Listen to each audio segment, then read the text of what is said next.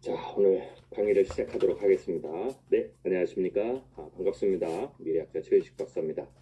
통찰 강의, 특별히 통찰의 기술에 관한 강의에 오신 여러분들을 다시 한번 환영합니다. 오늘 강의를 통해서 여러분들이 또 통찰력이 한 단계 한 단계 또 향상됐으면 좋겠고요. 제가 언제든지 늘 강조 드립니다. 통찰력은 신비한 마법이 아닙니다. 통찰력은 분명하게 기술이고요. 그래서 누구나 다 습득할 수 있는 기술이다. 그리고 뭐 통찰력은 뭐 누누이 강조하지만 오늘 뭐 이 강의 들으신 분들은 당연히 아시겠죠. 통찰력은 굉장히 중요한 기술이다. 모든 영역에 있어서 경영을 하는 데서 있어서부터 시작해서 투자에 이르기까지 통찰력은 굉장히 중요하고요. 제가 늘 강조하지만 통찰력은 우리 기성세대 어른들에게만 중요한 것이 아니라 사실 미래 인재의 가장 중요한 능력 중에 하나가 통찰력이다라는 거죠. 인공지능으로 모든 것이 다 대체되는 시대에서는 즉 지식을 암기하고 있는 것이 혹은 지식을 찾는 것이 혹은 기초적인 수준에서 지식을 혹은 정보를 연결시키는 것이 앞으로 시간이 갈수록 인공지능에 의해서 전부 다 대체가 되거든요. 그렇다면 이제 결국 인간에게 요청하는 능력은 통찰력이다라는 거죠. 그래서 여러분들이 만약에 자녀가 있으시다면 역시 자녀들도 이 통찰력에 관한 어떤 그 역량을 향상시키는 것이 굉장히 좋고요. 여러분들이 통찰력에 관한 기술들을 잘 배우셔서 여러분의 자녀들에게도 통찰력을 향상시키는 어떤 그 능력들을 잘 길러주시기를 부탁을 드리겠습니다. 그리고 이제 우리가 이제 이번 달 이제 두 번 강의가 끝나고 다시 또 이제 9월은 또 9월 또 재등록을 또 받을 텐데요. 여러분들 기억하셨다가 재등록을 다시 신청해 주시고요.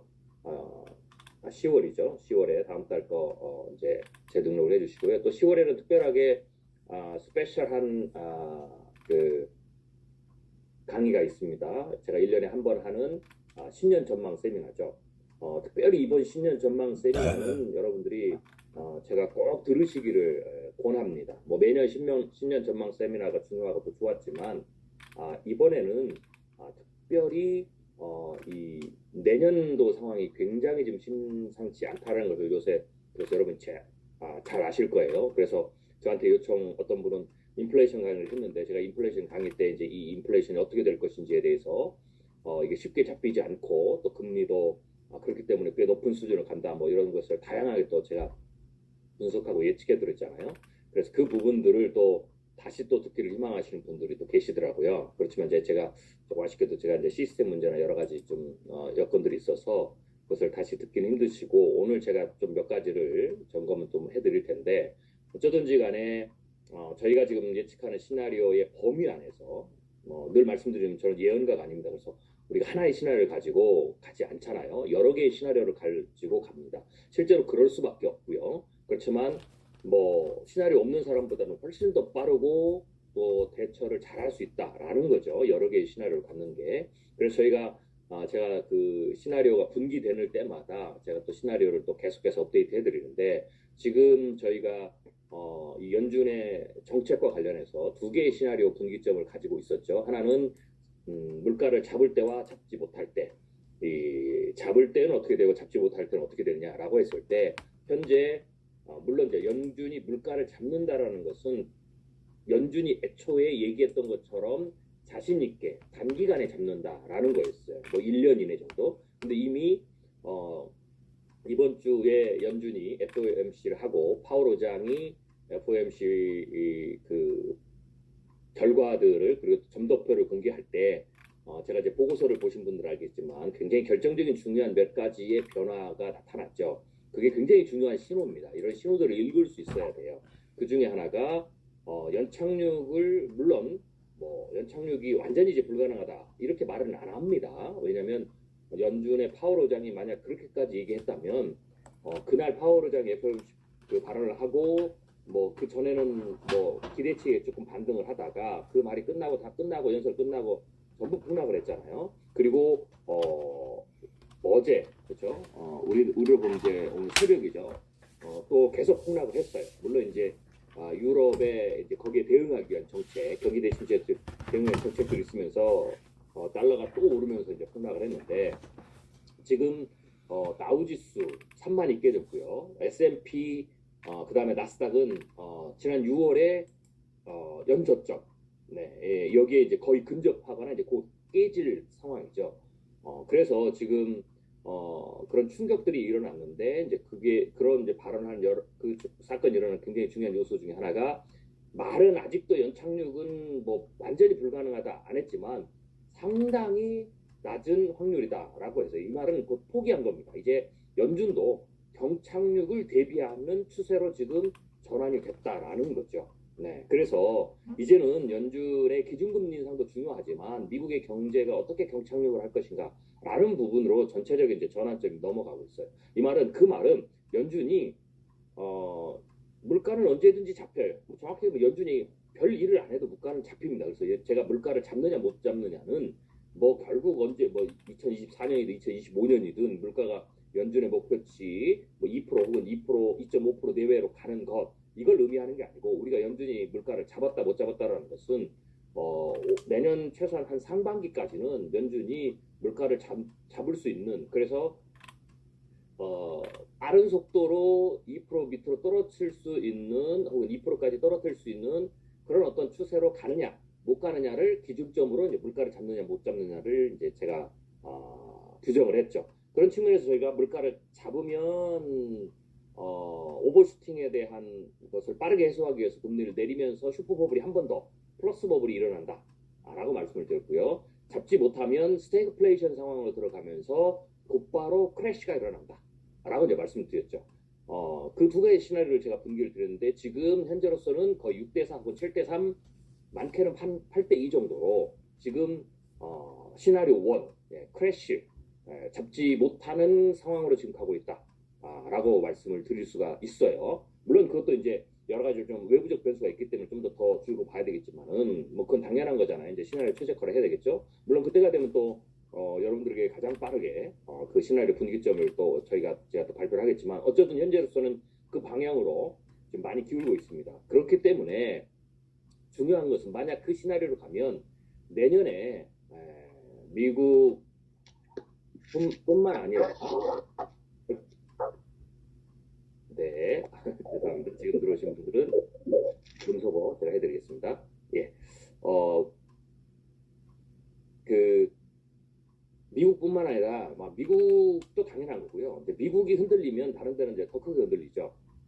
전 세계 경제가 굉장히 심각하게 흔들리고 유럽도 지금 문제가 굉장히 심각한 상황입니다. 뭐 중국은 당연한 거고요. 중국은 제가 늘 말씀드리지만 중국은 자본주의 시스템으로 전혀 자본주의 시스템을 구사하지만 자본주의 시스템의 운영 체제가 민주주의 방식이 아니라는 거죠. 그래서 공산당 일당 독재이기 때문에 뭐 군사독재 시절 같아요. 그래서 자기네들이 얼마든지 개입을 더해서 관치금융을 하기 때문에 자본주의 시스템에서 패턴을 자본주의 시스템이 근간으로 이루기 때문에 자본주의 시스템의 패턴을 집어넣어야 되지만 거기에 어떤 그 정부의 노이즈가 개입이 굉장히 커요. 그래서 노이즈가 크다. 이 말은 왜곡 상태가 일어나고 가장 큰 왜곡 상태는 당연히 이 시점에서는 예를 들어 부동산 버블이 붕괴되고 뭐 경제 충격이 와야 되는데 금융위기가 일어나야 되는데 정부가 그거를 돈으로 계속 막기 때문에 그것을 얼마든지 뒤로 늦출 수 있다라는 거죠. 그래서 중국에 대한 어떤 그 예측들은 자본주의 시스템만 가지고 하면 한계가 있어요. 저도 마찬가지예요. 그렇지만 이제 중요한 것은 그럼에도 불구하고 그 시점을 우리가 정확하게 예측하기가 불가능하지만 그래도 그건 일어나지 않는 게 아니고 오히려 더 딜레이가 돼서 나중에 터지면 더 크게 터진다라는 것들을 꼭 생각하고 계셔야 되는 거죠. 자본주의 시스템에서 민주주의 사회 자본주의 시스템에서 그런 어떤 효과가 나타나는 것은 부동산 시장이에요. 그래서 부동산 시장에 대한 예측은 자본주의 수요 공급과 경제 상황이라든지 이런 것에 의해서 예측을 하면 물론 예측은 그렇게 이제 접근할 수밖에 없어요. 왜? 그게 학문적이니까. 그렇지만 그래서 나타난 어떤 부동산 버블 붕괴의 어떤 시점들은 반드시 그거보다 늦게 일어나요. 뭐 그래서 제가 부동산 시점에 대해서 부동산에 대한 어떤 그 상황에 대해서 예측한 시점이 당연히 시장과 좀 다르게 나타나죠. 그래서 뭐 쉽게 얘기하면 뭐 틀렸다, 뭐 최현식 박사가 틀렸다 이렇게 얘기할 수가 있는 거죠.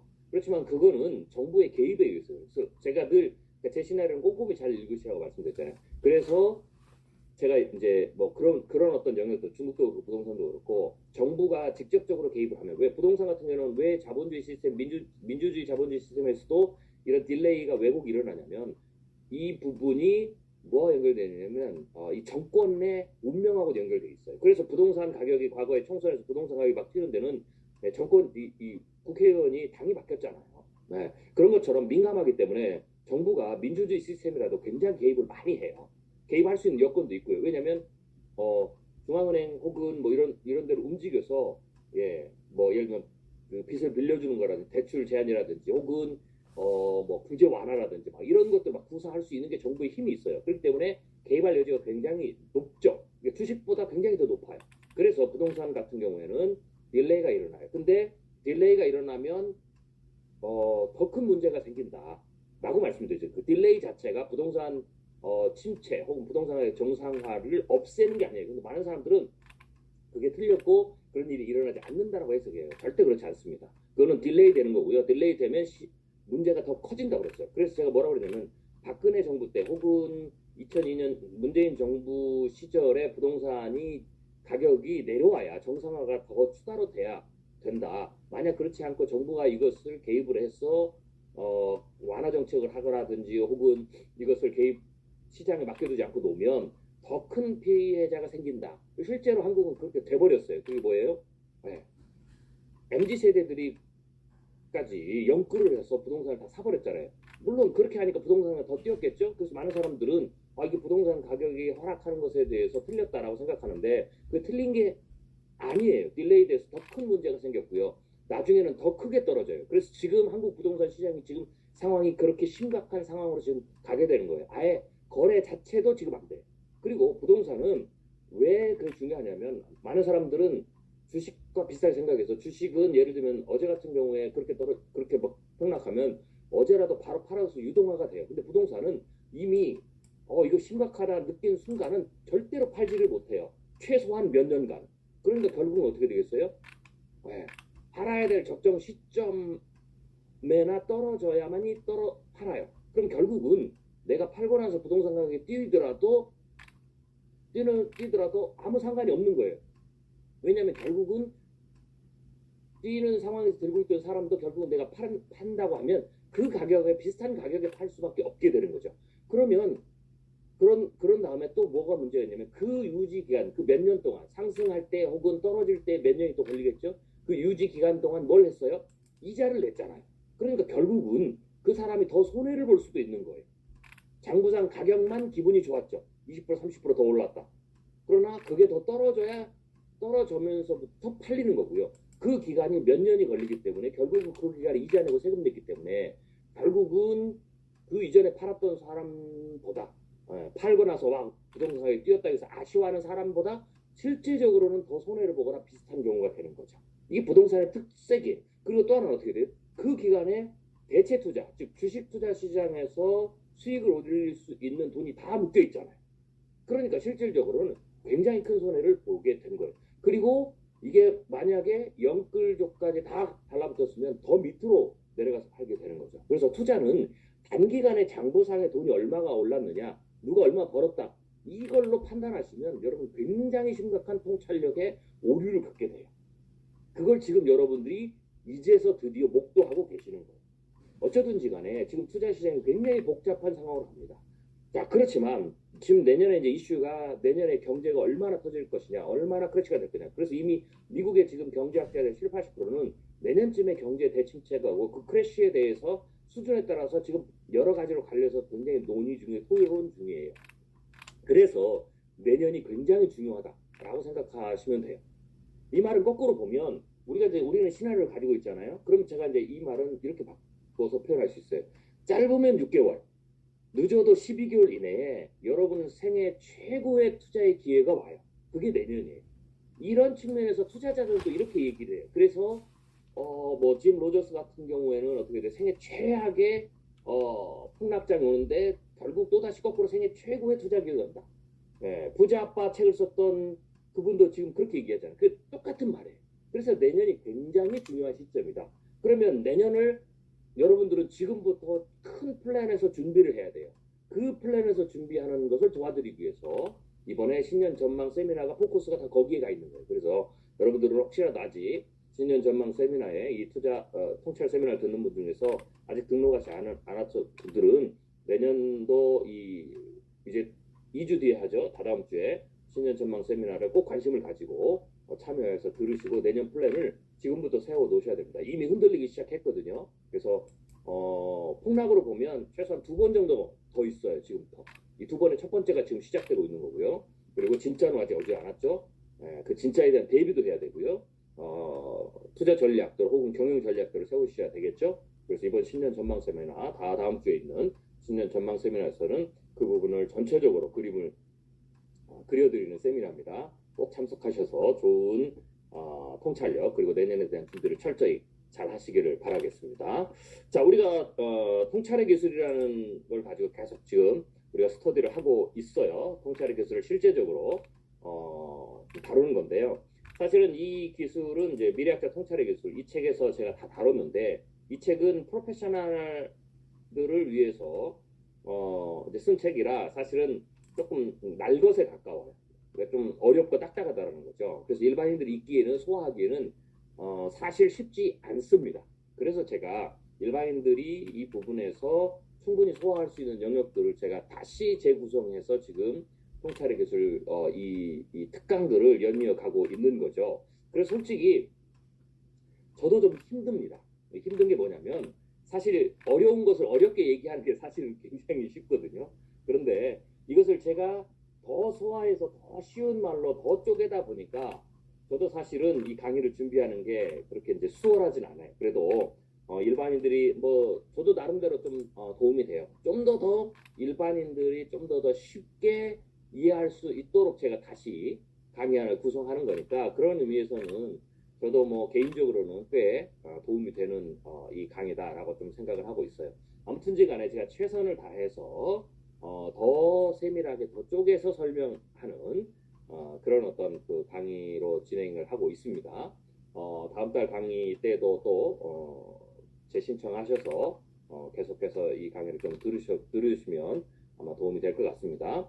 통찰력이 있다라고 하는 것들을 우리가 많이 간단하게 몇 가지 중요한 포인트를 정리하고 가겠습니다. 여러분들이 강의를 좀 리뷰해 보시고 통찰력이 있다라는 상황, 대상, 행위라는 부분을 제가 좀 설명을 했고요. 통찰력의 어떤 힘의 효과 당연히 중요하죠. 길목을 지키게 되는 거예요. 투자에도 마찬가지고 경영도 마찬가지죠. 네, 그래서 길목을 지키고 그리고 미래를 통찰해서 전략적 시나리오를 짤 수가 있는 거죠. 그래서 기회는 극대화할 수가 있고 위기는 어떻습니까? 예, 최소화할 수가 있고 그 위기를 최소화하기 위해서 남들보다 빠르게 위기에 대응했기 때문에 남들은 그 위기가 계속 지속될 때 위기에 심화돼서 데미지를 더 크게 입지만 빠르게 대응하면 그 순간 곧바로 그 나머지 시간은 절대적으로 어떻게 돼요? 기회의 순간으로 전부 다 바뀐다고 말씀을 드렸죠. 네, 그렇게 진행된다라고 여러분들이 보시면 될 것 같고요. 네, 자 그리고 그러면서 이제 통찰력에 대해서 쭉 설명을 드렸고요. 통찰의 성공과 실패 사례 간단히 뭐 이건 깊게 제가 안 했지만 간단히 해드렸고요. 통찰력은 마법이 아니다, 기술이다 말씀드렸고요. 그 기술은 크게 가장 상위로 보면 관찰의 기술과 생각의 기술이다. 그래서 통찰력의 차이는 이 두 가지의 날카로움의 차이, 즉 기술력의 차이, 숙련도의 차이다라고 말씀을 드렸죠. 그리고 이 기술은 이 관찰과 생각은 생물학적 사고 기술과 그 다음에 기술의 어떤 측면도 있다. 그러니까 과학기술적 기술이죠. 이건 이제 나중에 인공지능이라고 말씀드렸어요. 그래서 그 나중에 또 설명을 드릴 거고요. 그래서 관찰력이 날카롭다는 말은 우리는 뭐라고 보통은 이제 쉽게 우리가 이해하냐? 보는 눈이 좋다. 라는 말을 여러분 많이 들으셨죠? 이게 바로 관찰력이 좋다라는 거예요. 그래서 보는 눈이 좋다라고 하는 사람은 통찰력이 높다라는 거예요. 우리 저 사람이 통찰력이 있다. 당신은 통찰력이 높다. 이렇게 말하기보다는 당신은 보는 눈이 꽤 좋은데? 우리가 다른데? 뭐 이런 거죠. 좀 더 쉽게 얘기하면 센스 있는데 이게 바로 통찰력이 있다라는 거예요. 네, 그래서 실제로 통찰력 있는 사람은 보는 눈이 달라요. 그리고 어떻게 돼요? 생각이 날카롭다라는 것은 당신은 생각하는 방식이 좋은데 어떻게 그렇게 생각을 잘 할 수 있지? 뭐 이런 말들이죠. 그래서 우리는 보통 평소에도 보는 눈이 좋다, 생각하는 방식이 좋다, 생각이 남다르네 라는 말로 저 사람이 뭔가 스페셜, something special, 다르다. 그리고 저 사람은 다르기 때문에 저 사람의 의사결정도 다르고 그렇기 때문에 저 사람은 성과가 다르다라고 우리는 그냥 원래도 그렇게 이해하고 있었어요. 그렇게 바라보고 그것을 통찰력이라고 그것을 전문적인 어떤 용어로 바꾸면 지금 여러분이 배울 수 있게 된다라는 거고 신비스러운 능력이다라고 하고 부러워하기만 했다라는 거죠. 부러워할 필요가 전혀 없다라는 거죠. 여러분들도 얼마든지 정형화된 훈련과 숙련도를 갖추면 여러분들도 당신은 보는 눈이 좋은데요? 라는 말을 충분히 들을 수 있고요. 얼마든지 들을 수 있고요. 생각하는 방식이 독특하고 좋습니다. 탁월합니다. 어떻게 그렇게 되나요? 라는 말을 여러분들도 충분히 들을 수 있다. 당연히 여러분의 자녀들도 들을 수 있다. 이런 말을 듣는 사람이 미래에 이제는 인공지능과 겨뤄서 승리할 수 있는 사람이 인재가 된다라는 거죠. 이것을 조금 디테일하게 쪼개면서 우리가 지금 들어가고 있는 거죠. 기술은. 이것을 하나씩 쪼개면서 도대체 관찰을 잘하는 것, 보는 눈이 좋다는 게 무엇인지, 생각을 잘한다는 게 무엇인지, 생각이 남다르다는 것이 무엇인지 이런 부분들을 제가 하나하나 한층 한층 벗겨가면서 이게 쪼개서 들어가는 거예요. 쪼개서 들어가다 보면 이게 신비적인 능력이 아니구나. 예를 들면 가장 위에 있는 이 용어는 이 표현들은 그 자체로는 굉장히 신비로움을 주지만 보는 눈이 좋다, 생각하는 방식이 좋다, 죄송합니다. 이런 말 자체를 들으면 굉장히 신비적이고 스페셜하고 범접할 수 없는 나는 범접할 수 없고 어떤 특별한 사람들만 심지어는 오해가 어떻게 돼? 천재들만 IQ가 굉장히 150, 200 맨사에 들어가야만 이런 능력을 가진다라고 생각을 하거든요. 아니다라는 거예요. 아니다라는 거죠. 이것을 쪼개다 보면 이것의 실체를 하나하나 벗기다 보면 어떻게 되겠어요? 한 풀 한 풀 이렇게 벗기듯이 이렇게 드러내다 보면 혹은 분석하다 보면 그 안에 어떻게 돼요? 실체들이 들어가는데 그 실체들은 학문적인 요소이고 기술적인 요소고 훈련적 요소다라는 거죠. 그래서 그것을 제가 계속 쪼개가면서 지금 여러분들에게 그 통찰의 실제에 대해서 그리고 통찰의 기술의 실제에 대해서 들어가고 있는 거고 그것을 제가 실예를 통해서 하나하나 가르쳐 드리는 거죠. 그래서 그것을 완벽하게 여러분들 해체해서 이해하게 되면 무엇을 훈련을 해야 되는지 내가 무엇이 부족하는지 당연히 알게 되는 거고요. 그래서 훈련을 내가 무엇에 집중해야 되는지, 무엇을 읽어야 되는지, 무엇을 배워야 되는지 알게 되는 거고요. 이것을 여러분이 이 틀을 가지고 있으면 내가 특정한 사람, 즉 교육 대상, 그게 여러분들 회사의 직원이 될 수가 있고요. 여러분의 자녀가 될 수가 있고요. 여러분이 어떤 다른 특정한 대상들이 될 수 있어요. 그들의 통찰력을 훈련시키는 방법을 깨닫게 돼요. 그래서 그 훈련 방법을 만들 수가 있고요.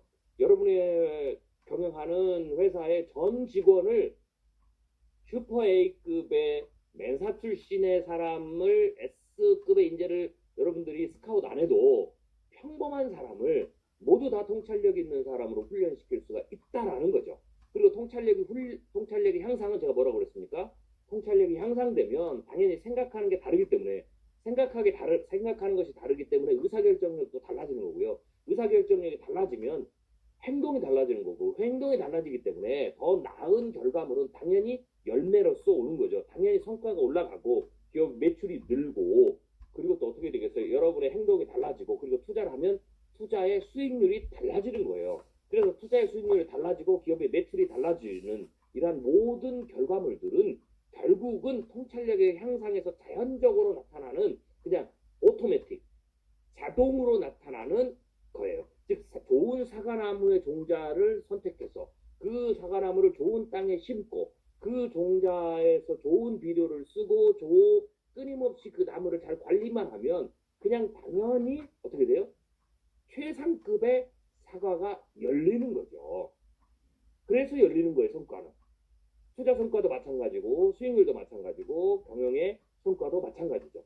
그러려면 어떻게 돼요? 통찰력에다 집중을 하면 되는 거예요. 내가 우리 회사가 어떻게 하면 성장하냐? 우리 회사 매출이 어떻게 하면 느느냐? 우리의 순이익이 어떻게 하면 느느냐? 우리가 어떻게 하면 경쟁자를 이길 수 있느냐? 내가 어떻게 하면 투자 수익률을 높이느냐? 어떻게 하면 투자 수익률을 8%에서 9%로, 9%에서 10%로 그래서 내가 어떻게 하면 돈을 더 많이 벌 수 있느냐? 라는 것은 바로 통찰력에 집중하면 나오는 결과예요. 굉장히 중요한 겁니다. 이게 어쩌면 이게 더 신비하다 이렇게 말할 정도가 되는 거죠. 그런 부분들이 우리에게 굉장히 중요하다는 것을 눈을 강조하고 있습니다. 그리고 그것은 훈련에서 얼마든지 가능하다라는 거죠. 자, 그래서 그런 것들을 제가 이렇게 하나하나 단계마다 계속 실체들을 쪼개가면서 그게 무엇냐라는 부분들을 우리가 지금 배우고 있는 거고요. 자, 그 다음에 그걸 어떻게 하는지 좀 더 쪼개서 이제 제가 말씀을 드렸죠. 뭐 질문을 던지는 거라든지, 그 다음에 어떻게 읽느냐든지, 그 다음에 읽는 것에 관해서 지금 단계별로 또 어떻게 읽는지 제가 아주 디테일하게 더 쪼갰죠. 그리고 거기에 대한 부분들을 또 제가 예를 들어서 말씀을 드렸고요. 그리고 지난번 강의 때 여기까지 우리가 왔습니다. 그걸 쪼개서 그래서 저쪽에서 사실을 관찰 수집한다는 게 도대체 뭐냐라는 것, 그리고 팩트와 스코어를 잘 읽는다는 게 무엇이냐라는 부분까지 우리가 지난번 강의 때 다뤘습니다. 그래서 팩트와 스코어를 잘 읽는다는 것은 기초적 관찰과 수집의 영역인데 견해와 소음을 걷어내는 것이다. 그리고 팩트에는 나누면 정적 속성이 있고 위치적 속성이 있고 동적 속성이 있다. 그리고 이 요소에서 특별히 신호를 찾는다. 우리가 미래 신호를 찾아야 된다고 그랬잖아요. 이 미래 신호를 찾는 것은 이 동적인 속성을 이해하고 그것을 추적할 때 신호가 보인다 라는 거죠. 당연히 제가 미래 신호를 얘기할 때는 다 이런 방식을 통해서 미래 신호를 얘기를 해드리는 거고, 예측을 해드리는 거고, 그리고 그에 따라서 균형이 있고 질서 있는 카테고리도 필요하다. 그래서 MBC가 도대체, 여러분 MBC란 말을 경영하신 분들은 한 번쯤은 들어봤을 텐데 컨설팅에서 많이 나오는 거죠. 도대체 이 MBC가 왜 중요한지 라는 부분도 제가 설명을 드렸어요. 이런 의미에서 MBC가 굉장히 중요한 거예요. 그리고 균형 있는 정보 소스, 이런 부분들, 그리고 논리적 일관성, 뭐 이런 것들이 왜 중요한지를 지난번 강의 때 다뤘습니다. 자, 그리고 이제 제가 이제 특별히 여기에서 이제 이걸 이제 쪼갤 때 분류의 효과를 말씀드렸죠. 그래서 옛말에 일두 백미라는 말이 있어요. 소 한 마리에서 100가지의 맛이 난다는 말이죠. 그래서 보통은 적게는 20가지, 많게는 39가지 분류를 하는데, 우리가 지금은 보통 그렇지만 이제 국어사전에 등록된 소고기 부위의 명칭은 120가지가 넘어요.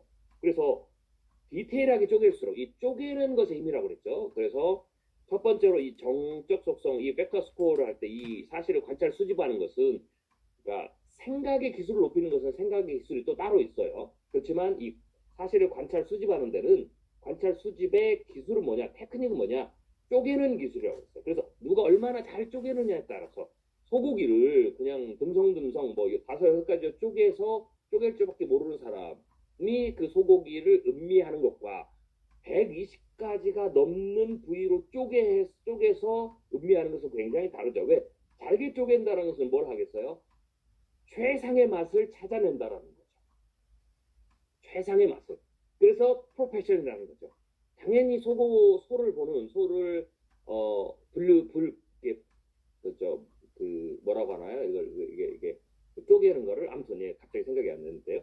그런 어떤 데서 프로페셔널이 달라지는 거고, 굉장히 고급 레스토랑에 가면, 여러분 참치 레스토랑에 가보시잖아요. 참치 레스토랑에 가면 굉장히 최고급 레스토랑의 특징은 뭐냐면 참치를 해부하는데 완전히 해부해요. 그래서 아주 미세한 부분까지 해부해서 최고의 맛을 찾아내서 딱 한 점, 두 점씩 주거든요. 그럼 이제 그 한 점, 두 점씩 굉장히 많은 부위를 먹는데 가서 먹어보면 굉장히 몰랐던 부위가 있죠. 그러면 그 맛을 완벽하게 다른 것과 섞이면 안 돼요. 섞이면 맛이 달라지잖아요. 그러니까 그것을 섞이지 않게 완전히 쪼개서 그 맛을 하나를 보는 거죠. 그러면서 감탄하는 거죠. 그렇게 분류하는 기술을 최고로 가진 사람이 명인이에요. 참치 명인. 그 명인이 주는 그 분리한 그 참치 혹은 소고기의 맛을 보는 게 최고의 수준의 어떤 뭐라고 할까요? 행복감이 될 수가 있죠. 그러니까 비싼 거예요. 그래서 그것은 관찰과 분류는 이 쪼개는 기술이 테크닉이다. 즉 정보도 마찬가지예요. 통찰력의 관찰과 생각의 기술이 있는데 이 관찰에서는 테크닉이 뭐냐? 이 쪼개는 것이 테크닉이다. 그래서 테크닉을 늘린다는 것은 누가 얼마나 많이 잘 쪼갤 수 있느냐라는 거죠. 그 쪼개는 것도 기본적으로 쪼개는 게 있어요. 뉴트럴하게. 저는 그것을 알려드리는 거고요. 이것을 쭉 쪼개다 보면 어떻게 되겠어요? 그 다음에는 기업에 가서 내가 이게 투자를 위해서 필요한 게 있고 기업 경영이 필요한 게 있고 기획서를 쓰는데 필요한 게 있고요. 시장을 모니터링하고 분석하는 데 필요한 게 있고 이게 이제 특정한 기호죠. 즉 예를 들면 소를 쭉 분류하는데 소를 잡아서 도축해서 분류하는데 내가 예를 들면은 그 구이의 목적이냐 아니면 어떤 그 뭐라고 할까요? 우리가 찌개냐 혹은 뭐 다른 요리냐 여기에 따라서 이 기호에 따라서 또 분류하는 것 혹은 어떤 특정한 게 필요한 것인가 어떤 분류에 더 중점을 둬야 되는지 이게 이제 달라진다는 거죠. 네, 이 부분은 여러분들이 기본적인 분류를 배우시면 응용이에요. 그래서 응용은 제가 특별히 가르쳐주지 않더라도 되는 거죠. 물론 제가 이제 우리에서는 여기서 경영이나 혹은 투자의 관점에서 이게 이제 기호죠. 예, 쉽게 해서 구이용, 쉽게 해서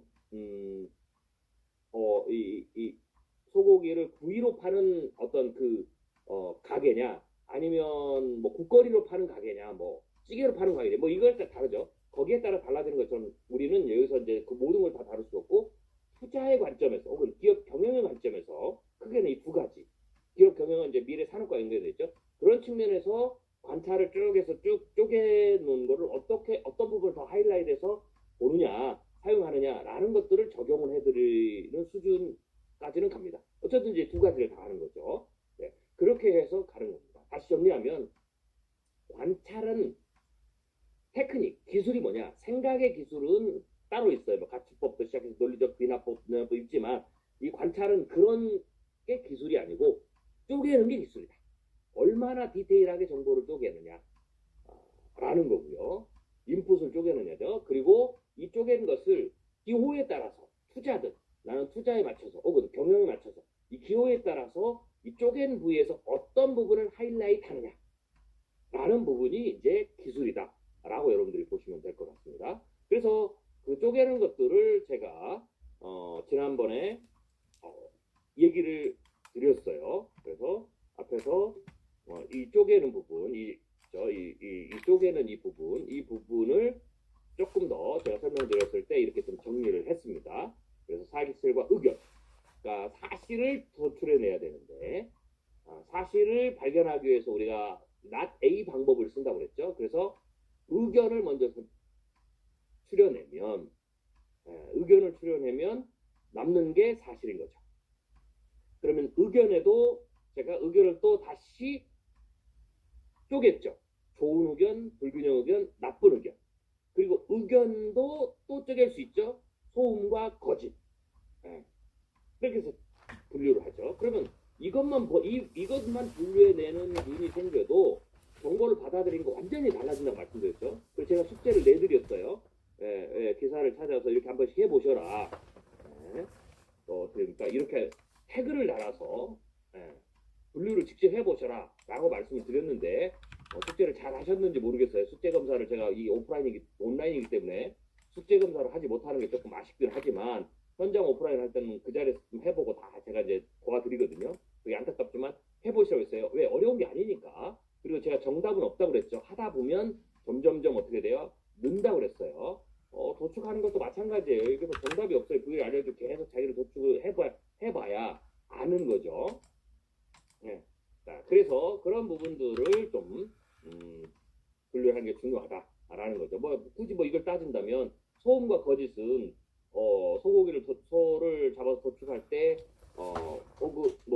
어떻습니까? 거기에서 이제 기름, 불필요한 지방층들을 다 띄어내는 거죠. 이런 게 소음이나 거짓 뭐게 될 수가 있겠어요. 어쩌든지 간에 그렇게 띄어내고 남으면 그걸 가지고 또 다시 쪼개면 점점점 이제 부위들이 더 나오게 되죠. 그래서 이 의견 부분을 쪼개는 걸 제가 그때 말씀을 드렸고, 자, 이것만으로도 눈이 달라진다고 했어요. 그러니까 놀라운 것은, 우리가 참치를 해부하든 어떤 소를 도축하든지 간에 제가 이제, 이게 이제 이렇게 실질적으로 좀 비유를 드리는데, 어쩌든지 간에 쪼개놓는 자체에서 탁월성이 나타난다고 그랬죠. 그거 자체로 굉장히, 퍼포먼스가 달라진다고 그랬죠. 마찬가지예요. 정보도 그렇게 쪼개놓으면 그 자체로 달라져요. 사실은 신비라는 것은 그게 신비인 거죠. 우리 뇌가 받아들이는 게 다르니까.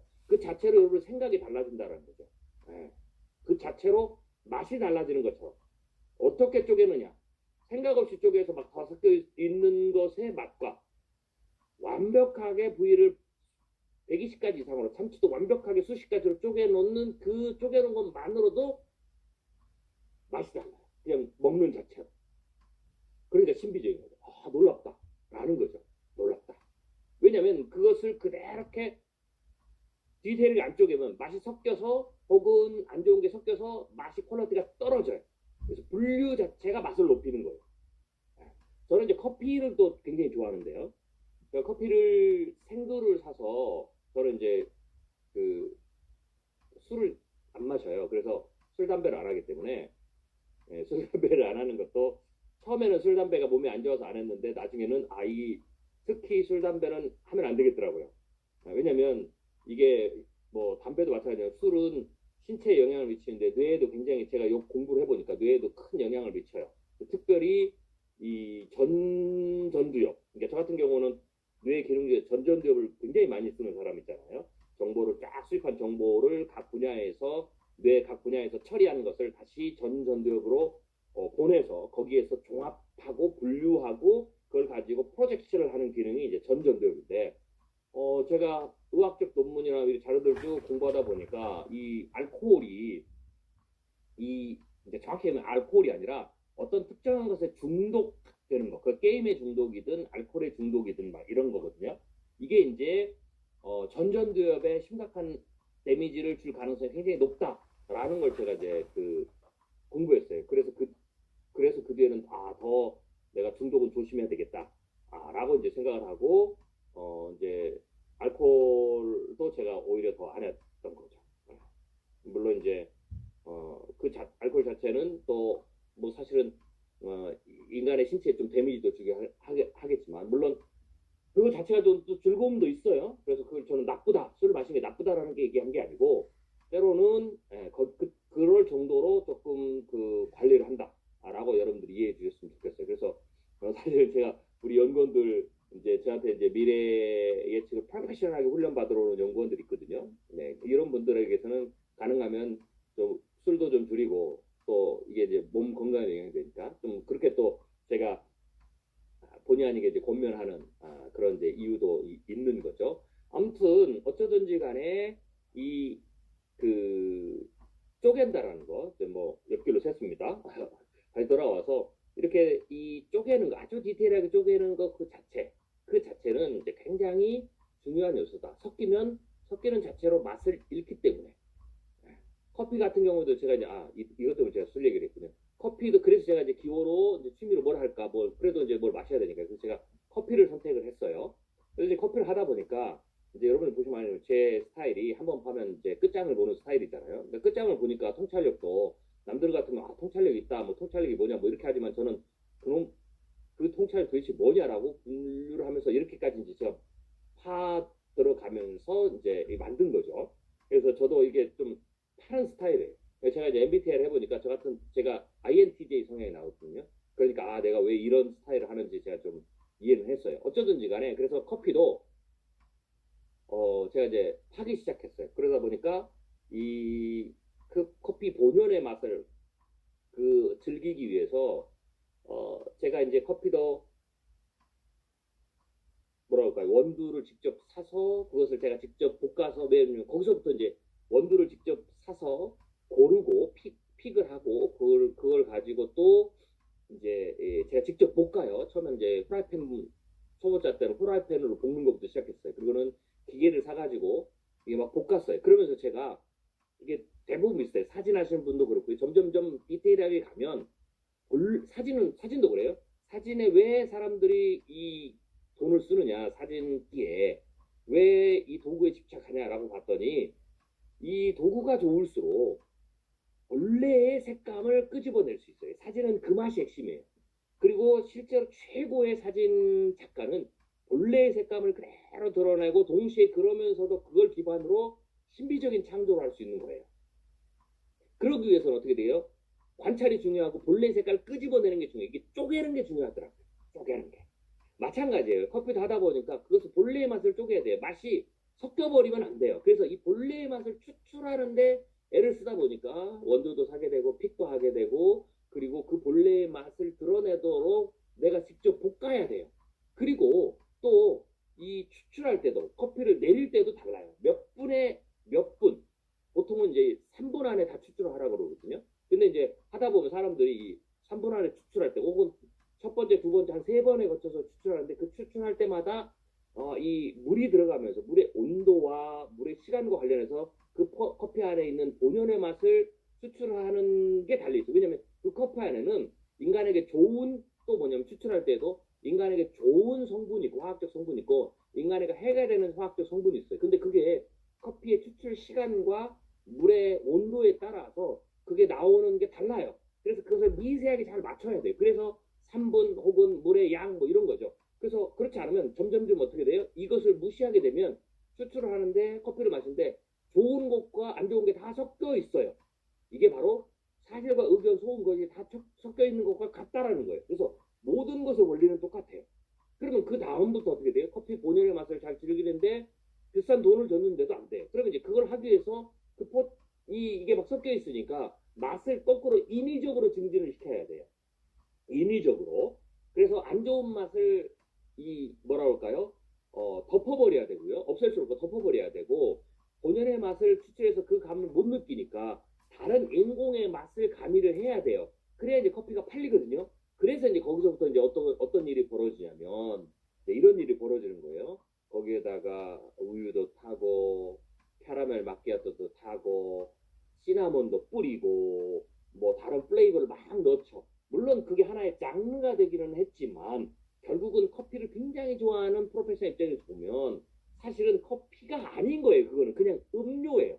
커피의 어떤 그 액을 가지고 새로운 음료를 만든 거지.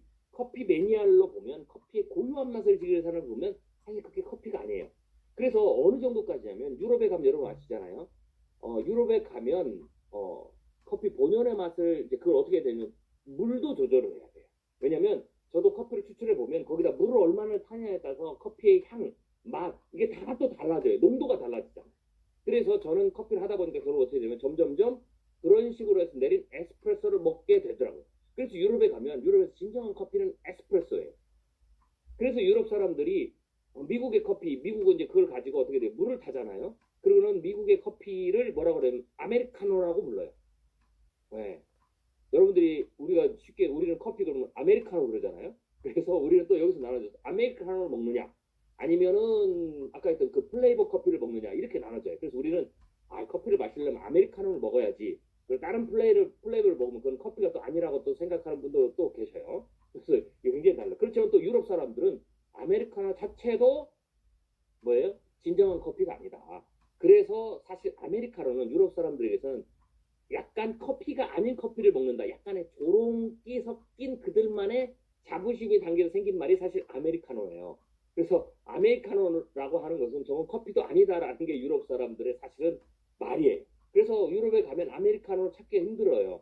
예를 들면 스타벅스나 이런 이 브랜드가 들어가는 데를 하고 그러니까 유럽의 대부분의 일상적인 그냥 보통 커피숍을 가잖아요. 카페를 가면 그냥 커피 시키면 다 아메리카노가 아니라 에스프레소가 그래서 나오는 거예요. 에스프레소가. 그리고 거기에 따라 다르죠. 그래서 에스프레소 넣으면 그 커피 본유에 굉장히 이 신맛도 그렇고 탄닌도 그렇고 향도 그렇고 완벽하게 나와요. 그래서 그걸 느끼려면 바로 그게 이제 달라지는 거죠. 자, 이게 똑같은 원리예요. 똑같은 원리. 즉 분류의 기술, 원래를 쫓아내는 것, 다 걸러내고 하는 것들이 어떻게 되겠어요? 그 자체가 퀄리티다. 근데 그게 섞이면 섞여서 어떻게 돼요? 그게 자체가 퀄리티를 벗어나는 거죠.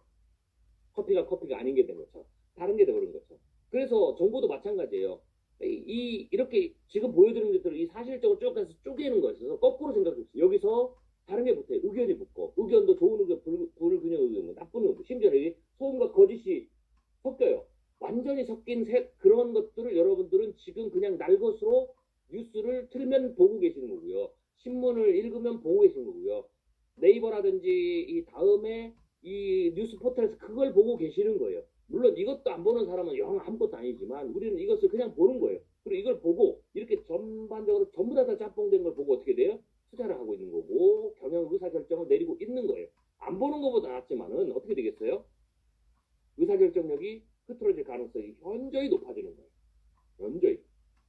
그런데 이것을 강화학습, 제가 말씀드렸죠. 강화학습을 하다 보면 이것을 가지고 의사결정을 하고 투자를 하고 막 하다 보면 점점점 어떻게 돼요? 시행착오를 걷다 보면 아, 이거는 여기서 소음은 빼야 되겠네? 거짓말은 빼야 되겠네?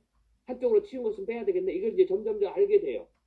한 2, 30년 하다 보면. 그러면 스스로 통찰력이 좀 높아져요. 그렇지만 제가 이렇게 가르쳐 준 것처럼 절대로 분류를 못해요. 절대로 분류를 못해요. 소고기를 120가지로 분류를 못해요. 그럼 배워야 되는 거예요. 네.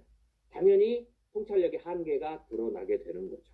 그래서 배우는 게 좋다라는 거고요. 배울 때 결국 사실에 대한 것은 이렇게 쪼개는 것. 그리고 이건 어떻게 돼? 한번 쪼개는 방법을 여러분 익숙해지는 건 태그를 다는 거죠. 태그를 달고 여러분 해보면 이것 자체가 어떻게 돼? 곧바로 실력 향상을 돌아가고 이것을 얼마나 쪼개느냐에 따라서 완전히 실력이 달라지고 그 다음 단계, 요리를 하는 단계, 그 다음에 뭔가를 만드는 단계에서 완전히 달라지죠. 소고기를 어디 부위를 가지고 영업을 하느냐, 소고기를 어디 부위를 가지고 국거리를 만들고, 어디 부위를 가지고 찌개를 만들고, 어디 부위를 가지고 국물 요리를 만드느냐에 따라서 완전히 달라지는 것들은 그 다음 단계가 전부 다 달라지는 것이다.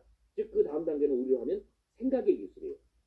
생각의 기술에서 완전히 또 다른 퍼포먼스가 나와서 완전히 격이 다른 통찰력이 발휘되는 거고, 이것을 과정이고 기술이라 한다. 그래서 이것은 충분히 익힐 수가 있다. 단 시간은 좀 걸려요. 단 좀 복잡해요. 어려워요. 그렇지만 불가능한 것은 아니다. 라고 제가 계속해서 얘기하는 이유입니다. 자, 그 다음에 팩트와 스코어 견해 구분은 또 다른 부분들이 있어요. 자, 이 부분들도 또 여러분들이 생각하셔야 돼요. 팩트와 스코어를 견해를 구분하죠. 의견 구분할 때, 자, 의도적으로 강조하는 팩트와 스코어는 주의하셔야 돼요. 그러니까 팩트와 스코어가 맞긴 맞는데 의도적으로 그 부분만 강조하는 거 있어요. 이거를 우리가 선택적 보도에 피해라라고 얘기하는 거죠. 그래서 우리는 어떻게 돼? 의도적으로 강조하는 거. 이것은 뭐냐면 쉽게 얘기해서 가중치를 둔다라는 거죠. 이건 너무 중요해. 이건 더 중요해. 다른 것보다 더 중요해. 라는 것. 이 부분은 주의를 하셔야 돼요. 이 주의를 하시는 것은 이게 틀린다는 게 아니고, 주의하라는 것은 이 말이에요. 처음에 접근할 때는 전부 다 어떻게 돼요? 가중치를 똑같이 일로 돌아가는 거예요. 물론 마지막에 통찰력을 발휘할 때는, 의사결정할 때는 당연히 가중치를 조정하죠. 왜냐하면 그것에 따라서 뭐냐면 이 가중치 조절을 이렇게 보시면 돼요. 가중치의 조절은 어떻게 하는 거냐면 상황이 만드는 거예요. 즉 시간과 공간이 만들어요. 시간과 공간. 예를 들어 이제 제가 이제 이건 이렇게 이제 쉽게 이제 말씀을 비유를 드리는데, 우리가 이제 여러분들이 기업 경영을 하다 보면 많이 듣는 게, 혹은 컨설팅 받다 보면 여러분 많이 듣는 게 스왓 분석을 들어요. 예, 많이 하는 거거든요. 예, 스왓 분석. 그 중에서도 strength and weakness, 즉 강점과 약점이죠. 그래서 이것은 꼭 기업 경영뿐만 아니라 우리가 이제 내가 뭐 꿈을 찾으러 갔다. 그러면 혹은 뭐 기업에서 우리가 전략을 세울 때 여러분이 가장 많이 듣는 게 뭐냐면 약점을 최소화하고 강점을 극대화하라고 얘기를 해요. 네, 많이 들어보셨죠? 약점을 보완하려고 하지 말고 약점을 최소화하고 강점을 극대화하는 방향으로 전략을 세우라. 틀린 말은 아니에요. 네, 그럴 때 강점, 약점을 얘기하는데 저는 조금 더 한 발 더 나아가요. 강점과 약점은, 그래서 이제 왜 한 발 더 나가야 되냐면 강점, 약점을 그렇게 하다 보면 사람은 내 안에 있는 것을 이거는 단점, 이렇게 해서 약점을 단점이라고 혼돈해서 해석하게 돼요. 단점 그러면 뭐 또 거꾸로는 또 약점을 단점으로 굳이 또 연결해서 말하시는 분도 있어요. 아니에요. 약점은 그냥 약점이고요. 단점은 아니에요. 이게 약간의 개념이 다른 건데, 만약 약점을 단점으로 생각하면 그 다음부터 어떻게 돼요? 이거는 나에게 없었어야 되는데, 이렇게 생각이 되는 거예요. 쓸모없는 것, 이렇게 생각되는 거예요. 그래서 위크니스를 단점으로 여러분들이 해석을 하고 적용하면 내 안에 쓸데없는 게 많은 거예요. 그래서 이렇게 돼요. 아이들은 부모가 나한테 왜 이걸 물려줬지? 라고 탓을 하게 돼요. 이렇게 생각하면 안 돼요. 강점과 약점은 내 안에 있는 것들인데, 내 안에 있는 것을 강점과 약점으로 분류를 하잖아요. 내가 어디에서 태어났는지, 내가 돈을 많게 태어났는지 적게 태어났는지, 내가 누구를 만나는지, 이게 전부 다의 역량이 있는데, 내 성격은 어떤지, 내 선호도 어떤지 다 이렇게 되거든요. 그런데 이거를 장점과 약점으로 분류를 해버리면 이 약점이 단점으로 가면서 이 판단이 흐려진다고 그랬죠. 그러니까 이제 그걸 아예 쓰지도 않고 이제 문제가 심각해져요. 벌써 결과가 달라졌잖아요. 생각을 어떻게 해야 따라서 분류를 어떻게 해야 따라서. 자, 그런데 이 강점과 약점은 이렇게 보면 돼요. 내 안에 있는 것들이 쭉 있어요. 근데 시간과 공간에 따라서 어떤 시간에는 어떤 공간에는 똑같은 A부터 Z까지의 나의 역량이 있는데 어떤 시간이냐 어떤 공간이냐에 따라서 강점이 되는 거예요. 1번부터 5번까지는 강점이 되고 6번부터 7번까지는 weakness, 약점이 돼버리는 거예요. 자, 이게 굉장히 중요한 여러분 어프로치예요. 네. 이게 중요한 어프로치예요. 자, 다시 말씀드립니다. 내 안에 역량이 10개가 있어요. 네. 그런데 시간과 공간에 따라서는 어떤 특정한 시간과 공간에서 1번부터 5번까지가 스트렝스가 되는 거고요. 6번부터 10번까지가 위크니스가 되는 거예요. 자, 그 어떤 게 스트렝스가 되고 어떤 게 위크니스가 되는가는 그 자체의 특성에 달려있지 않아요. 그 자체의 요소는 그냥 특성이에요. 캐릭터리스틱스예요. 그런데 그게 강점이냐 약점이냐 스트렝스냐 위크니스냐는 시간과 공간, 즉 상황이 정한다는 거죠. 상황은 시간과 공간으로 구성되어 있어요. 상황은. 자, 그래서 시간과 공간이 정하는데 그렇다면 시간과 공간이 제가 이렇게 설명하는 거죠. 시간과 공간이 달라지면 A라는 시간과 공간에서는 1번부터 5번이 스트렝스였는데 그 요소는 그대로 특성은 캐릭터리스는 똑같이 존재하는데 갑자기 시간과 공간이 달라지면 그 달라지는 순간 1번, 5번은 거꾸로 위크니스로 바로 변하고 6번과 10번은 곧바로 스트렝스로 변한다라는 거예요. 자, 이 개념을 여러분 이해를 잘 하셔야 돼요. 이게 굉장히 중요한 개념이에요. 그래서 예를 들면 좀 더 쉽게 얘기하면 여러분이 한국어를 구사하는 것은 미국에 가 있으면은 단점이에요. 왜? 미국이라는 상황은 어떻게 돼요? 영어를 해야 되니까. 그런데 이 영어를 구사하는 구사하는 능력을 가진 것도 만약에 여러분들이 1000년 전으로 돌아가면 이건 어떻게 돼요? 위크니스예요. 왜? 그때는 영어가 변방어고 쉽게 얘기해서 유럽에서는 야만인들이 쓰는 언어였어요. 자, 이해되세요? 상황에 따라서 영어를 구사한다라는 것은 영어를 구사를 잘한다 못한다라는 것은 똑같은 건데 중립적인데 상황이 다르게 만든 거다. 그게 강점인지 약점인지. 자, 거꾸로 그래서 우리는 이렇게 생각해요. 내가 지금 한국에 태어난 게 내 약점이다. 이렇게 생각해요. 왜? 내가 미국에 태어났으면 영어를 얼마나 잘했겠어. 그냥 잘 아는 거 아니야. 영어에 돈을 안 들을 거 아니야. 이렇게 생각하죠. 그런데 자, 시대가 바뀌었어요. 시대가 지금 바뀌고 있죠. 어떻게 돼요? 갑자기 시대가 바뀌면서 시간이 막 지나면서 어떤 일이 벌어요? K 문화가 막 올라가기 시작했어요. 그래서 넷플릭스에서 지금 넷플릭스가 사실은 한국 K 컬처, K 문화, K 드라마, K 영화로 지금 넷플릭스가 지금 먹고 살잖아요. 넷플릭스를 지금 살리는 게 지금 한국의 이 컨텐츠예요. 수리남이라든지 그 다음에 오징어 게임이라든지 이런 거조차 없었으면 넷플릭스는 주가가 더 폭락했을 거예요. 네. 자, 그렇기 때문에 지금은 시간이 변했잖아요. 그러니까 어떻게 돼요? 코리안 컬처가 굉장히 스트렝스가 된 거예요. 불과 10년 전만 해도 그렇지 않았단 말이죠. 즉, 이처럼 여러분 안에 있는 캐릭터들은, 특성들은, 요소들은 그냥 똑같이 있는 거예요. 그런데 이게 스트렝스냐 위크니스냐 뭐가 결정해요? 즉 상황은 뭐냐? 시간과 공간이 결정한다라는 거죠. 그래서 그것을 옮기기만 하면 어떻게 돼요? 그게 달라져요. 그래서 상황은 이 스트렝스 위크니스는 바로 그것을 대입해서 설명을 해야 되는 거죠. 그리고 그것을 감안해서 내가 어떻게 쓸 것인가를 해야 되는 거죠. 그래서 즉 이게 가중치예요. 이게 스트렝스다라는 것은 가중치가 붙다는 거죠. 위크니스라는 것은 가중치가 떨어졌다라는 거죠. 즉 제가 말씀드린 이 가중치를 우리가 뭐예요? 의도적으로 강조하는 부분이에요. 의도적으로 약화하는 부분, 이것을 우리가 가중치라고 그래요. 그래서 정보도 가중치가 붙어요. 의도적으로 강조하고 의도적으로 약화시키는 것. 이 가중치가 붙는데 인공지능도 이 가중치를 찾아서 예측을 하고 사용할 의사결정을 하는 거거든요.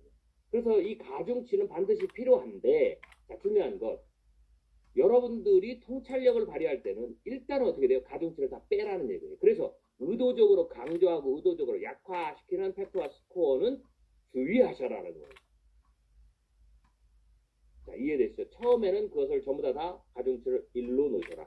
그러면 언제 가중치를 여러분들이 재조정해야 되느냐? 제가 상황 말씀드렸죠? 그 상황을 이해하고 시공간 공간을 이해하고, 그래서 왜 그렇게 되면 여기까지 여러분들 나중에 다 분석하고 스스로 볼 수 있는 눈이 생기거든요. 이 훈련을 계속하면. 그러면 그때 여러분이 알아서 스스로 가중치를 주게 돼요. 아, 이 시대와 이 상황, 이 시간과 이 공간에서 내가 판단을 해야 되니까 이 시간과 공간으로 내가 움직이면, 바꾸면 이 요소들의 이 팩터 중에서 팩터와 스코어에서 어떤 것은 가중치를 1을 줘야 되고 1을 줘야 되고 어떤 것은 가중치를 마이너스 1을 줘야 되는지를 여러분이 스스로 판단할 수 있는 안목이 저절로 생겨요.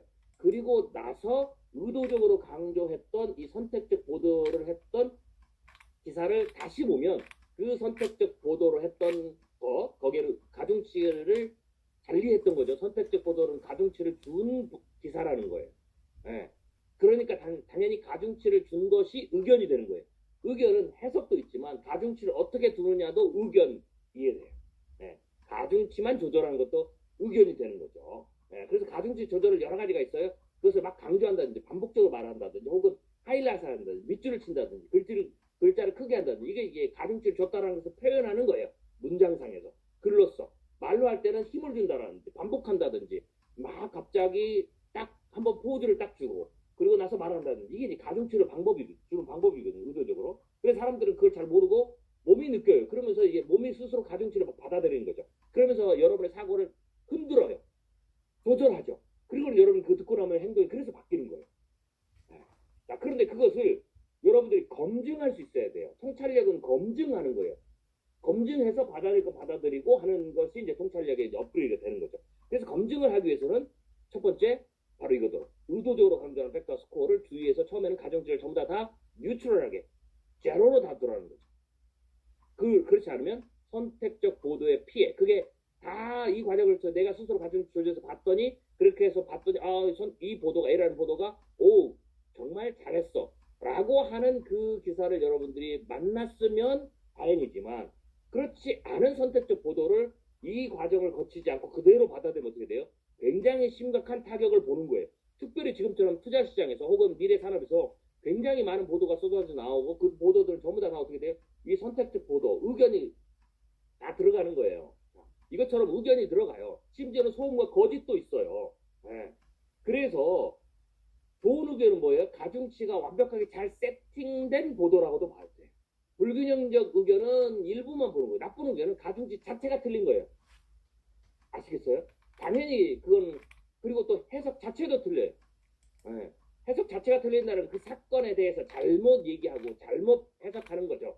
그러니까 이게 이 의견이 굉장히 지금 이게 복잡하게 연결돼 있다라고 보시면 돼요. 제가 이거 표시 안 했지만 좋은 의견, 불균형 의견, 나쁜 의견 밑에 가중치가 있어요. 정확한 가중치냐 혹은 틀린 가중치냐 이게 또 여기에 들어가 있죠. 벌써 제가 가중치를 오늘 또 한 번 또 의견을 쪼개드렸죠. 벌써 이 쪼갰다는 것 자체가 여러분 어떻게 돼요? 벌써 달라졌잖아요. 저걸 봐야 되는구나. 만약에 그 가중치가 틀렸으면 어떻게 되겠어요? 왜냐하면 최종적 의사결정, 그 가중치를 완벽하게 맞춘 상황에서 의사결정을 하거든요. 그래서 인공지능의 핵심도 가중치를 맞추는 거예요. 딥러닝 하면 그래서 가중치를 내가 인간이 맞추기 힘드니까 수많은 변수를 가지고 가중치를 조절해야 되거든요. 변수를 다 고려해서 가중치를 조절하는 거예요. 그런데 그게 변수가 늘어나면 인간이 힘들거든요. 힘들어요. 그래서 그 변수를 다 때려 집어넣고 인공지능이 네가 가중치를 찾아라. 왜? 결과는 최고의 결과물. 목표는 주는 거예요. 1등 하는 거. 투자 수익률 8% 이렇게 딱 놓으면 거기에 맞는 가중치를 다 인공지능이 맞춰서 나오는 거죠. 그래서 인공지능 알고리즘의 최적의 알고리즘 학습이 딱 됐다는 거죠. 그 가중치가 완벽하게 세팅이 됐다라는 거예요. 그래서 그 가중치대로 하게 되면 8%가 보장돼 나온다. 뭐가 보장돼 나온다. 라는 게 인공지능이죠. 그래서 인공지능을 쓰는 거예요. 그래서 인공지능이 향후에 투자에 있어서 통찰에 있어서 굉장히 중요한 도구로 쓰인다라는 거죠. 그래서 향후에는 그 많은 변수 가운데 가중치를 찾는 게 굉장히 중요하고 특별히 사실과 의견을 분류하는 이것도 마찬가지예요. 이게 이게 다 인공지능이 쓰이니까 이 도구를 얼마나 잘 쓰느냐는 어떻게 돼요? 통찰력의 퍼포먼스 혹은 속도를 늘리는데 굉장히 중요하다라는 거죠. 그래서 제가 앞으로의 강의 중에서 인공지능을 어떻게 써야 되는지, 어떻게 활용해야 되는지에 대한 원리들, 그게 어떻게 통찰로 연결되는지를 제가 이 계속 진행되는 이 과정 속에서 제가 여러분들에게 학습을 시켜드리고 공부를 시켜드리겠다라고 했던 거죠. 아무튼 가중치라는 거예요. 그래서 선택적 보도는, 그러니까 모든 보도는 선택적 보도예요. 그것을 뉴트럴하게 가중치를 어떻게 돼요? 딱 제로로. 예를 들면 이런 거죠. 쉽게 얘기하면 직관적으로 이제 굳이 비유를 하자면 최현식 박사가 여러분 리포트를 봤죠. 거기에는 가중치를 넣은 거예요. 제가 그 가중치 뭐예요? 색깔을 바꾸잖아요. 빨간색으로. 혹은 어떤 폰트는 보통은 제가 11폰트로 쓰는데 13포인트로 폰트로 써요. 그럼 그거를 블랙, 더 몰드체로 써요. 어떤 거는 스페이스를 확 떼요. 이게 다 지금 가중치가 들어간 거예요. 왜? 여러분들은 일단은 제가 가중치도 지금처럼 이렇게 해서 가중치를 부여한 거죠. 그래서 그걸 보고 이게 중요하다. 뭐 이런 거죠. 이게 이제 좀 에피소드인데 이게 제가 이제 하다 보면 제가 나름대로 그 뿌듯한 게 있어요. 뿌듯한 게 있는데 그게 이제 몇 가지가 있는데 제가 이제 미래 시나리오 발표를 제가 2008년도부터 했거든요. 그때는 뭐 미래 예측 분야가 거의 뭐 예언으로 막 이렇게 되던 시기죠. 그러면서 제가 이제 미래 예측 시나리오 발표하면서 제가 이제 그 책을 낼 때마다 자주 쓰는 단어가 있고 또 제가 이제 되게 친필 사인을 받기를 원하는 분들에게 저자 사인회를 할 때 제가 꼭 넣는 문구가 있었어요. 그게 뭐냐면 그게 이제 제가 2008년부터 쓰기 시작한 건데 더 나은 미래를 위하여. 네. 그래서 제 그 친필 사인, 저자 사인을 받으신 분들 혹시 계시다면 여러분 책을 이렇게 떠들어 보면 더 나은 미래를 위하여 이게 제 이제 상징적인 제 사인이에요. 이걸 제가 2008년경부터 이제 시작을 했거든요. 그리고 제가 그 신화를 발표할 때마다 우리가 어떤 미래를 만들어야 돼? 더 나은 미래를 만들어야 된다. 이런 얘기를 했죠. 그러니까 2008년이니까 얼마나 오래됐겠어요? 지금 8, 9, 0, 1, 2 거의 15년 전부터 썼죠. 네. 자, 그런데 어느 순간부터인가 방송에서 미래를 얘기할 때 그 전에 미래 혹은 미래 예언 막 이랬거든요. 근데 더 나은 미래를 만들자. 더 나은 미래. 그리고 또 여기서 좀 바꿔서 더 나은 뭐 막 이런 식으로. 정치인들도 더 나은 미래. 정책을 발표할 때 우리는 더 나은 미래를 써요. 요새는 더 나은 미래가 거의 관용구처럼 쓰고 있잖아요. 뭐 우리끼리니까 제가 좀 조금 잘하는 그 단어를 제가 가장 먼저 보급한 사람이다. 이렇게 생각하시면 되겠습니다. 어쩌든지 또 다른 것도 있어요. 제가 이제 보고서를 이제 썼죠. 제 보고서가 굉장히 이제 오랜 시간인데 보고서를 쓸 때마다 어떻게 되냐면 제가 지금 익숙한 것처럼 화살표, 그 다음에 해석, 그 다음에 이 색깔, 밑줄, 그 다음에 크기 뭐 이런 걸로 크기 제가 얘기는 이 가중치를 주는 방법이거든요. 그런데 또 어느 날 보니까 어느 때부터인가 갑자기 신문에서 그전에 신문에서 여러분 한 번도 그렇게 안 보셨죠? 인터넷 신문에서 보면 다 그냥 인터넷 신문을 다 똑같은 할자체, 똑같은 글자체로 쭉 이렇게 썼거든요. 근데 어느 날부터인가 여러분 제 보고서를 오랫동안 보신 분 알 거예요. 우리 보고서처럼 화살표가 등장하고 밑줄이 등장하고 색깔을 주고 월드체를 주고 그리고 크기를 달리하고 하는 것들이 하는 어떤 방식이 사용되기 시작했어요. 그게 바로 선택적 보도를 하는데 그러니까 가중치를 준다라는 것을 직관적으로 느끼게 하는. 저는 그걸 알았기 때문에 썼는데 그렇게 이제 그런 어떤 인터넷 기사들이 이제 생겨났죠. 그것도 역시 우리가 가장 먼저 했다라는 거죠. 제가 뭐 소소하게 몇 가지를 자랑을 했습니다. 어쩌든지 간에 바로 그러한 방식이 가중치를 주는 방식이다. 그런데 여러분들이 처음에 할 때는 심지어는 여러분들이 수준이 높아지면 이제는 최현식 박사의 보고서도 그 가중치가 들어있으니까 그걸 다 빼셔야 돼요. 자, 그럼 빼는 방법 어떻게 돼요? 일단 그렇게 되어 있는 것은 전부 다 어떻게 돼요? 모든 기능들을 다 빼고 그냥 11포인트로 쫙 통일을 시키면 돼. 이게 벌써 가중치가 빠져. 직관적으로. 왜? 그걸 주면 사람은 직관적으로 그냥 본능적으로 여러분 의식하지 못해도 이거 중요하다. 가중치가 높다. 그리고 글자가 커졌네. 심지어는 11포인트인데 13포인트짜리가 있고 15포인트짜리 있으면 여러분 그냥 직관적으로 11포인트보다 13포인트가 가중치가 더 해야 된다라고 그리고 13포인트보다 15포인트 가중치가 더 해야 된다고 거기에 올드체가 있고 밑줄이 되면 가중치를 더 해야 돼. 이렇게 그냥 본능적으로 뇌가 알아서 처리를 한단 말이에요. 그래서 만약 그게 오르면 굉장히 좋다라고 하면 괜찮지만 이게 바로 의도적으로 나쁜 의도를 가지고 그렇게 했다면 이게 이제 유튜브나 이런 데 나타나는 가짜 뉴스가 그렇게 되는 거예요. 그렇게 되면 완전히 거기에 지배를 당하고 사람은 그거에 따라서 의사결정을 할 수밖에 없거든요. 그걸 오면 가지고 있으면 그걸 봐라 그러면 그걸 보게 돼 있어요. 그것을 의사결정의 중요한 요소로 써라 그러면 그렇게 하게 돼 있어요. 그러니까 어떻게 돼요? 행동이 나빠지게 되고 의사결정이 나빠지고 행동이 나빠지고 실패하게 되는 거죠. 이게 세상이에요. 그래서 이 부분에 흔들리게 된다. 그래서 처음에는 선택적 보도에서 이것을 줄여라 라고 빼라 라고 말씀을 드리는 거예요. 그리고 나중에 여러분 다 이 과정을 거치면 스스로 만들어지고 스스로 만들어진 걸 가지고 그걸 검증했을 때 아 이건 좋은 거다 나쁜 거다. 그래서 사실은 이 좋은 의견이냐 불균형 의견이냐 나쁜 의견이냐 소음이냐 것이냐 나 어떻게 돼요? 이 작업을 한 사람만이 이것을 보는 눈이 생겨요. 그렇지 않으면 절대로 이걸 못해요. 그리고 실제로 의견 중에서도 이 좋은 의견 그리고 가중치가 잘 부여된 이 의견은 여러분들 100개의 기사를 읽는다. 그러면 한두 개밖에 안 돼요. 제 경험상. 나머지 99개는 불균형 의견 가중치에 약간 차이가 있고 부족하거나 뭐 이렇게 되고요. 나쁜 의견 소음 거짓은 제가 보기에는 50% 이상 넘어요. 그러니까 당연히 신문을 본다고 많이 봐도 의사결정력이 좋아지지 않는 거예요. 왜? 분류를 못해. 이 자체를 분류를 못하니까. 이 말은 이 분류가 힘이라고 그랬죠. 관찰은. 이 분류에서 100개의 기사 중에서 99개를 털어내는 것만으로도 여러분 어떻게 돼요? 의사결정력이 좋아져요. 왜? 가짜, 거짓 다 빼냈으니까. 그래서 그 좋은 것만 가지고, 좋은 재료만 가지고 요리를 하니까 좋은 재료를 골라놓으면 요리를 안 해도 그 좋은 재료만 먹어도 건강한 것처럼. 그렇게 되는 거죠. 그런데 이게 닦지 않고 세균이 묻어있고 이런 것을 먹으면 어떻게 돼요? 요리를 해도 문제가 생기고 그걸 자체를 먹어도 몸에 해악이 되는 거죠. 이게 굉장히 이게 신비라는 거예요. 이게 그렇게 심플해? 그것만으로도 효과가 나는 게 신비지 통찰력 자체가 신비가 아니다라는 거죠.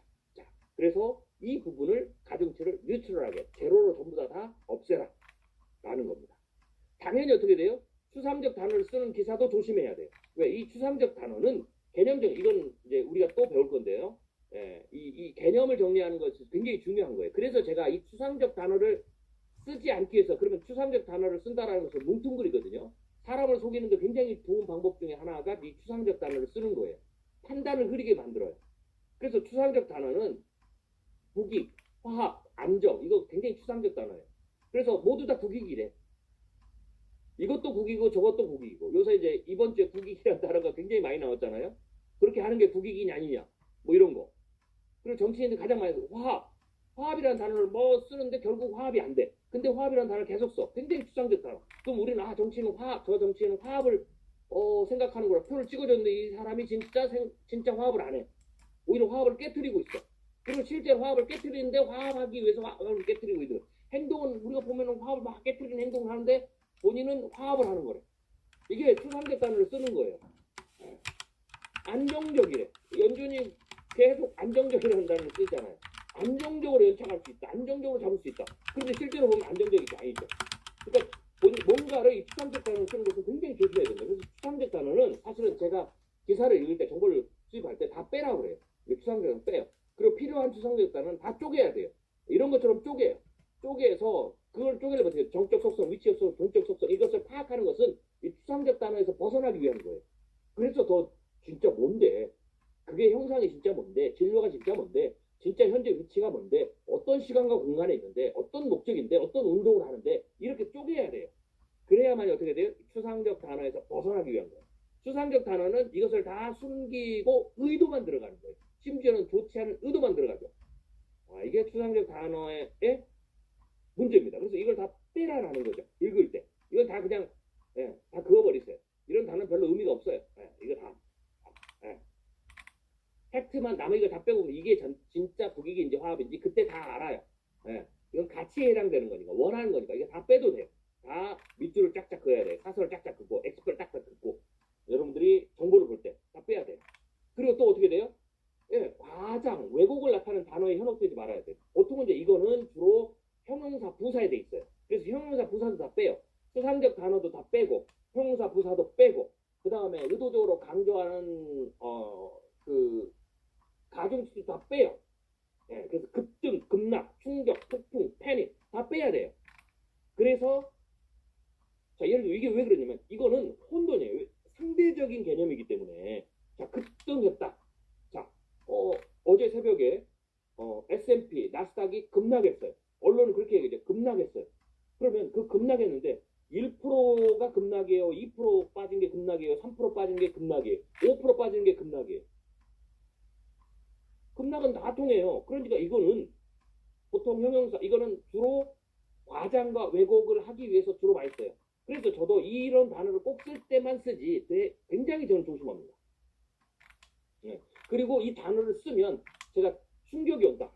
최고의 기회가 온다. 라고 얘기하면 거기까지만 말하지 않고 어떻게 돼요? 그게 왜 그런지 어떤 수준인지를 반드시 얘기를 해요. 그리고 반드시 뒤따라서 얘기를 하죠. 이렇게 쓸 때에는 이 요소가 필요해요. 왜냐하면 이 요소는 어트랙티브, 사람의 관심을 끌기 위한 거죠. 집중하라. 즉, 이 가중치와 똑같은 거예요. 네. 가중치 중에서 최고의 가중치를 주는 것과 똑같다라는 거죠. 그렇기 때문에 이 단어를 써야 될 때가 있어요. 형용사로, 부사로. 왜냐하면 너무 사람들이 그러니까 제가 어떻게 해야 돼요? 지금은 안전벨트를 매야 됩니다. 지금 그 시간이에요. 이번 신년 세미나를 반드시 들어야 됩니다. 굉장히 중요합니다. 라는 것은 때로는 사람들이 이거를 모르고 막 그냥 가거든요. 그래서 급정지를 시킬 때 이 쓰는 단어예요. 그때는 반드시 써야 돼요. 그렇지만 왜 그런지 그 다음을 설명을 하죠. 이게 굉장히 중요해요. 그래서 이런 것들을 벡터스코어 견해 구할 때 다 이건 견해에서도 빼야 되고요. 벡터스코어에 당연히 빼야 되는 거죠. 이런 것들을 다 빼라. 그래서 기사를 읽을 때 이런 단어는 전부 다 빼야 돼. 의견, 팩트를 했지만 이런 단어가 들어가거든요. 다 잘라내야 돼요. 다 덜어내라. 다 지워라. 라는 거죠. 당연히 프레임 언어는 진짜 조심해야 돼요. 정치인들이 굉장히 많이 쓰는 거예요. 그래서 이 단어, 이 프레임에 걸면 이 모든 게 끝나요. 프레임에 여러분이 프레임에 딱 걸리면 어떻게 되는 줄 아세요? 그 다음부터는 생각이 이 프레임은 딱 가둬버리는 거예요. 단어를 써가지고. 네, 딱 가둬버리면 예를 들면 쉽게 얘기해서 과거에 많이 썼던 프로그램이 프레임 언어가 뭐예요? 예, 뭐 예를 들면 빨갱이라는 단어. 사실은 이 단어 자체가 좋지 않은 거예요. 네, 뭐 이런 거. 네. 이런 단어들이 한번 걸리면 어떻게 되겠어요? 이 프레임을 가지고 얼마나 많은 사람들을 과거에, 지금은 아니에요. 과거에 막 이 정부의 이 공권력 기관이 얼마나 많은 사람들을 억압했어요. 그리고 이걸 딱 걸면 어떻게 돼요? 모든 사람이 다 그렇게 되는 거, 다 간첩이 되는 거죠. 네. 그래서 이 부분 차라리 북한에 대해서 예를 들면 좀 더 디테일하게 뭐 북한에 대해서 어떤 부분을 뭐 좋아한다든지 동경한다든지 차라리 이렇게 쓰면 모르겠지만 이걸 이렇게 걷는 순간 최악의 프레임이 그래서 이 딱 거치면 이 사람은 그냥 모두 다 그게 되는 거죠. 그러니까 이게 프레임 언어의 힘이에요. 그래서 뭐 그냥 정치적으로 여러분들 의견을 나눌 때는 오케이 뭐 상관없어요. 그러나 여러분 우리의 목적은 뭐예요? 왜 제가 이걸 조심하라고 그래요? 이게 뭐 100%다 나쁘다.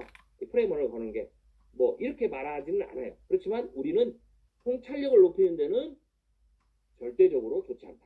그래서 이 프레임 언어들도 조심해야 돼. 거기 붙이면 여러분의 생각이 거기서 끝나버려요. 굳어버려요. 자, 그 다음에 외국계 증권사들이 발표하는 기업 분석 예측을 액면 그대로 믿지 말아라. 이제 이해되시겠죠? 틀렸다가 아니라 검증을 해야 돼. 여러분 스스로 검증을 해야 되지 액면 그대로 믿지 말아라. 특별히 한국 같은 경우에는 증권사들이 리포트를 내잖아요. 중립 매도를 거의 안 돼. 그나마 외국계 증권사는 그래도 매도도 되거든요. 한국은 그렇게 하면은 안 돼요. 네. 그러니까 계속 매수 의견만 긍정적 의견만 내죠. 그리고 나중에 이제 문제가 생기잖아. 그래서 그런 부분들은 한편 이해를 해요. 여러 가지 측면 왜 그런지. 그렇지만 이제부터는 여러분들이 그거는 나쁘다 하지 말고 내가 안 받아들이면 돼요. 그리고 그 안에 있는 팩트 그리고 분석도 그대로 믿으면 안 돼요. 요새는 퍼온 것도 있고 또 따져봐야 되니까 따져보라는 거예요. 액면 그대로 믿지 말라는 거죠. 이것은 조금 더 디테일한 건데 팩트 자체도 내가 따져본 팩트가 아니면은 일단은 액면 그대로 믿지 말아라. 비판적 사고를 통해서 나중에 검증을 해봐야 돼. 이것은 생각의 기술을 제가 알려드릴 거예요. 생각의 기술에서. 자, 그 다음에 출입처 기자의 해당 기관의 기사도 조심해야 돼요. 나 직접 가서 듣긴 하지만 선별적이니까. 그들이 나쁘다는 얘기가 아니에요. 지금까지 설명을 들었으면 아시겠죠? 네, 조심하라. 금융권 관계자, 정통한 소식통, 혹은 전문가라는 말로 하면서 작성된 기사도 조심해야 돼요. 뭐 예를 들면은 출처가 분명하면 파월이 얘기했다. 그러면 이렇게 하면 돼요. 그런데 고위 관계자가 예, 연준의 뭐 연관자가 내부 이렇게 말하는 것은 좀 조심해야 돼요.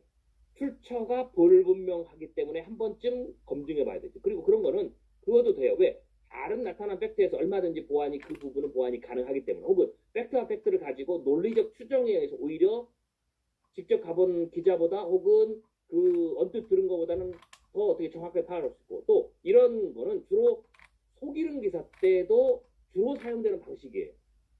네, 그래서 이런 유로 들어가 있는 모 관계자에 의하면 정통한 소식들 이러면 일단은 빼는 게 좋아요. 여러분 측면에서 바로 이런 것들이 조금 더 디테일에 들어가서 팩트와 스코어를 와 견해를 구분하는 방법이죠. 예, 그래서 이런 부분들이 뭐에 해당되냐 가중치에 해당되는 거고 혹은 가중치를 구별하는 거와 연관되죠. 그래서 소음과 거짓에 해당되는 이 부분에 대한 부분에서 조금 더 오늘 제가 한 단계 더 들어가서 이 부분을 분류하는 방식을 가르쳐 드린 겁니다. 예를 들면 프레임원을 조심할 때 바로 이런 거예요. 예, 기업에서 옛날에 유명했던 거잖아요. 예, 이래서 손해본 사람이 너무 많아요. 예, 소비자를 올린 쓰레기 만두, 엠바고. 그래서 쓰레기 만두라는 만두인데 이 프레임원을 거니까 모든 만두를 파는 사람이 쓰레기 만두를 파는 걸로 그렇게 돼버린 거죠. 그리고 이 쓰레기 만두라는 것 자체가 이 프레임 언어예요. 그러니까 이제는 이걸로 인해 가지고 얼마나 심각해요. 나중에 이게 가짜일이 판명됐어요. 그래가지고는 결국은 다시 회복이 됐는데 사람들은 이것이 회복되는데 별로 관심이 없고요. 그리고 이미 이 회복이 되면 이 업계 이 선량한 이 분들이 전부 다 망했거든요. 그러니까 이 프레임 언어는 굉장히 조심해야 돼요. 그리고 일부러 적을 공격하기 위해서 프레임 언어를 그래서 쓴다라고 보시면 될 것 같아요. 자, 그래서 제가 이제 오늘 몇 가지 좀 연습을 해볼 건데, 자, 이 세 가지 기사를 가지고 좀 연습을 좀 해볼 거예요. 몇 가지를. 그래서 제가 지금까지 말씀드렸던 분류들을 조금 해볼 겁니다. 자, 아무튼, 자, 벌써 여기까지 왔는데 이제 머리가 지끈지끈하죠? 우리 좀 쉬었다가 좀 가보겠습니다. 자, 한 10분 정도 쉬고, 이 부분을 좀 다뤄보도록 하겠습니다. 네, 자, 그럼 10분 정도 쉬고,